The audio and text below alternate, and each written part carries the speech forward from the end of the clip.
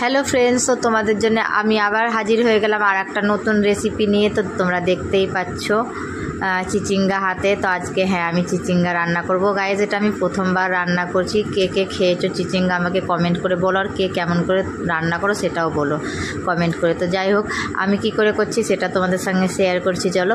তো এই যে আমি তেল গরম করে তেলের মধ্যে আমি কালো জিরে আর শুকনো লঙ্কা ফোড়ন দিয়ে দিলাম। তারপরে আলু ভেজে নিলাম। আলুটা ভেজে নেওয়ার পরে এবার চিচিঙ্গাগুলোও দিয়ে দিলাম।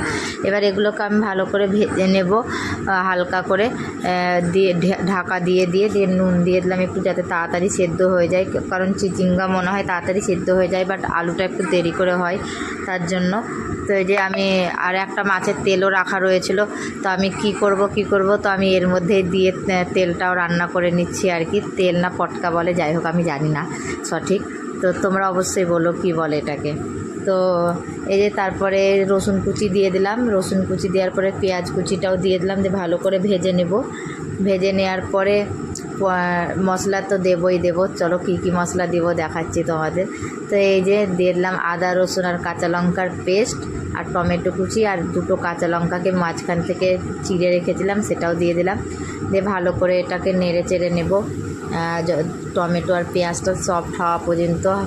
তারপরে এর মধ্যে গুঁড়ো মশলা অ্যাড করব। তো গুঁড়ো মশলার মধ্যে হলুদ গুঁড়ো আর ধনে গুঁড়ো দেব,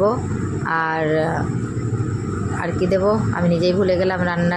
দেখছো ফ্রেন্ডস, আমি এটা কোনো দিন করিনি, ফার্স্ট টাইমই করছি। যাই হোক, আর মনে হয় কিছু দিইনি আমি।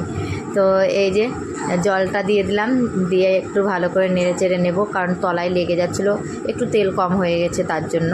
তো এই যে ঢাকা দিয়ে আমি এবার ভালো করে কষিয়ে নেব তরকারিটাকে। তারপরে যে চিনিটাও দিয়ে দিলাম হালকা টেস্ট ব্যালেন্স করার জন্য। চিনিটা দিলে একটু স্বাদ হয়, তার জন্য দিলাম। তোমরা চাইলে দিতেও পারো, না চাইলে দিতেও পারো। তো আমি তো আমার ভালো লাগে বলে আমি দিলাম। তো এই যে হয়ে গেল আমার রান্না কমপ্লিট। আর লাস্টের মধ্যে একটু ধনেপাতা কুচি ছড়িয়ে দেব, ব্যাস। তো আজকের রান্নাটা কেমন লাগলো তোমাদের অবশ্যই কমেন্ট করে বলো। আর রেসিপিটা ভালো লাগলে লাইক কমেন্ট শেয়ার অবশ্যই করে দিও। আবার দেখা হবে নতুন ভিডিওতে। Bye bye.